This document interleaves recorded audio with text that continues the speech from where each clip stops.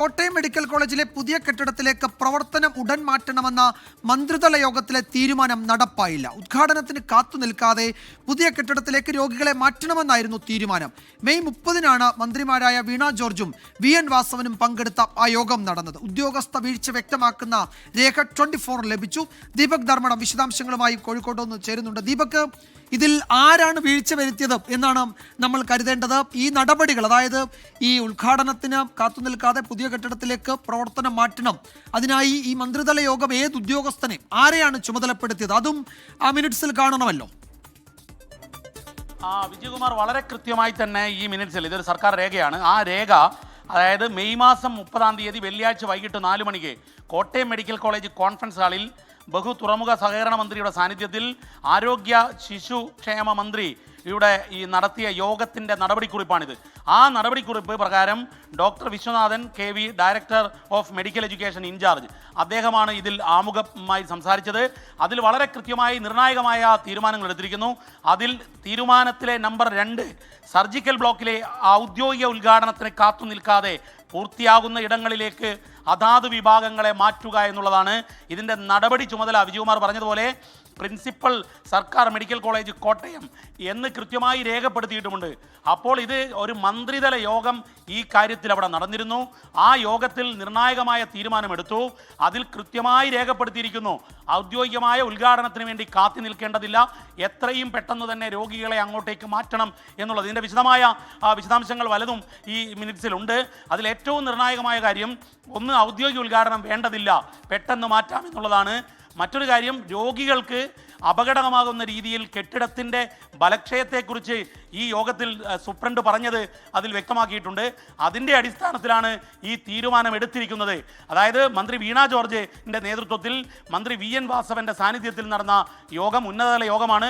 Medical വിദ്യാഭ്യാസ വകുപ്പിൻ്റെ മേധാവി ഉൾപ്പെടെ പങ്കെടുത്ത യോഗം. ആ യോഗത്തിലെ തീരുമാനം എത്രയും വേഗം സർജിക്കൽ വിഭാഗം, അതായത് ഒരു ദാരുണമായ അന്ത്യത്തിന്, ഒരു മരണത്തിനിടയാക്കിയ ആ കെട്ടിടത്തിൽ പ്രവർത്തിക്കേണ്ടതില്ല, സർജിക്കൽ വിഭാഗം ഔദ്യോഗിക ഉദ്ഘാടനത്തിന് കാത്തു നിൽക്കാതെ മാറ്റണം എന്ന തീരുമാനം സർക്കാർ എടുത്തിരുന്നു എന്നുള്ളതാണ്. ആ തീരുമാനം നടപ്പിലാക്കാനുള്ള ചുമതല, ഇതിൽ നടപടി എന്ന് എഴുതി വച്ചിരിക്കുന്നത് പ്രിൻസിപ്പളുടെ പേരാണ്.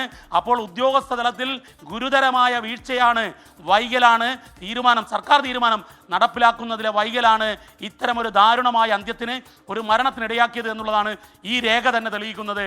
വിജയകുമാർ. ദീപക്, മെയ് അവസാനം നടന്ന യോഗം ജൂൺ 1 മാസം മുഴുവൻ ഉണ്ടായിരുന്നു.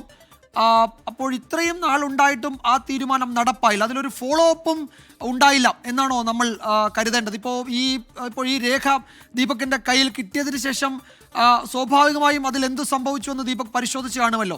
അവിടെ എന്ത് വീഴ്ച, അല്ലെങ്കിൽ ഉദ്യോഗസ്ഥർക്ക് പിന്നീട് അവിടെ ഈ നടപടിയിലേക്ക് പോകാൻ കാലതാമസം ഉണ്ടായതിൻ്റെ കാരണം എന്താണ് എന്നാണ് നമ്മൾ കരുതേണ്ടത്. അതാണല്ലോ ഇപ്പോൾ ഒരു ജീവൻ നഷ്ടമാകാൻ കാരണമായത്. അപ്പോഴത് അങ്ങേറ്റം ഗുരുതര വീഴ്ചയാണ്.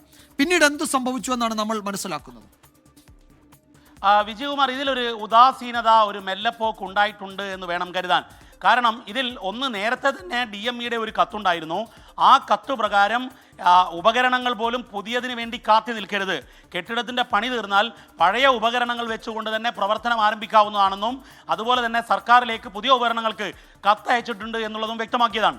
അതിനേക്കാൾ ഗുരുതരമാണ്, ഈ മെയ് മാസം 30 ആരോഗ്യമന്ത്രി നേരിട്ട് പങ്കെടുത്ത് മെഡിക്കൽ കോളേജ് കോൺഫറൻസ് ഹാളിൽ ഉന്നതതല യോഗം ചേരുന്നു. അതിൽ ആ വകുപ്പിൻ്റെ, അതായത് മെഡിക്കൽ വിദ്യാഭ്യാസ വകുപ്പിൻ്റെ ഡയറക്ടർ, അദ്ദേഹം കൂടി പങ്കെടുക്കുന്ന യോഗമാണ്. ആ യോഗത്തിൻ്റെ തീരുമാനമാണ് നടപ്പാക്കാതെ പോകുന്നത്. നടപ്പാക്കേണ്ട ചുമതല കോട്ടയം മെഡിക്കൽ കോളേജ് അധികൃതർക്കാണ്, അതിൽ നടപടി സ്വീകരിക്കേണ്ടത് പ്രിൻസിപ്പളാണ് എന്ന് ഈ രേഖയിൽ തന്നെ എഴുതി വച്ചിരിക്കുകയാണ്. അപ്പോൾ ഒരു മരണത്തിനിടയാക്കിയത് ഉദ്യോഗസ്ഥ തലത്തിലുണ്ടായ അലംഭാവം, മെല്ലപ്പോക്കാണ്. കാരണം മെയ് 30 യോഗം നടക്കുന്നു. സ്വാഭാവികമായും ഇതിൻ്റെ മിനിറ്റ്സ് തന്നെ അംഗീകരിച്ച് വന്നു കഴിഞ്ഞിട്ട് ഒരു മാസം കഴിഞ്ഞു. ഇന്നിപ്പോൾ ജൂലൈ 5 കഴിഞ്ഞു. അതായത് ഒരു കെട്ടിടത്തിൽ, പുതിയ പണി തീർന്ന കെട്ടിടത്തിലേക്ക് രോഗികളെ മാറ്റുക എന്നുള്ളത് ഒരു ദിവസം കൊണ്ടോ 2 ദിവസം കൊണ്ടോ ചെയ്തു തീർക്കാവുന്നതാണ്. ഇത്തരം വലിയ വീഴ്ച, ഒരുപക്ഷെ വലിയ അലംഭാവം, വലിയ അനാസ്ഥ, വലിയ മെല്ലപ്പോക്ക് നടത്തിയതാണ് ഇത്തരം ഒരു അപകടത്തിന് കാരണമായത് എന്നുള്ളതാണ് സർക്കാർ രേഖ തന്നെ വ്യക്തമാക്കുന്നത്. ഇതിൽ ആർക്കാണ് വീഴ്ച എന്നത് ഏറെക്കുറെ വ്യക്തമാണ്. അപ്പോൾ നടപടി, ഉദ്യോഗസ്ഥ തലത്തിൽ നടപടിക്ക് സാധ്യത കൂടുതലാണല്ലോ, അല്ലേ? യഥാർത്ഥത്തിൽ ഈ രേഖ മാത്രം മതി ഉദ്യോഗസ്ഥ തലത്തിൽ നടപടിയെടുക്കാൻ.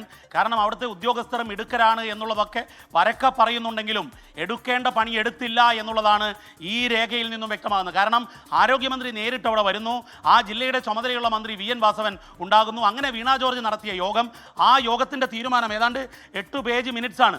ആ മിനിറ്റ്സ് കൃത്യമായി പറയുകയാണ് ഔദ്യോഗിക ഉദ്ഘാടനത്തിന് കാത്തു നിൽക്കരുത്. കാരണം ഇപ്പോൾ പ്രചരിക്കുന്നത് വ്യാപകമായി ഔദ്യോഗിക ഉദ്ഘാടനത്തിന് വേണ്ടി വൈകിപ്പിച്ചു എന്നുള്ളതാണ്. പക്ഷേ അക്ഷരാർത്ഥത്തിൽ അത് തെറ്റാണ്. കാരണം ഇതിൽ കൃത്യമായി രേഖപ്പെടുത്തി വെച്ചിരിക്കുന്നു ഔദ്യോഗിക ഉദ്ഘാടനത്തിന് കാത്തു നിൽക്കാതെ പണി പൂർത്തിയാകുന്ന മുറയ്ക്ക് ഓരോ വിഭാഗങ്ങളായി മാറ്റണമെന്നുള്ളതാണ്. അതായത് സർജിക്കൽ വിഭാഗത്തിൽ വിവിധ ഉപവിഭാഗങ്ങളുണ്ടാകും, ആ ഉപവിഭാഗങ്ങളെ ഓരോന്നിനെയും മാറ്റണം എന്നുള്ളതാണ്.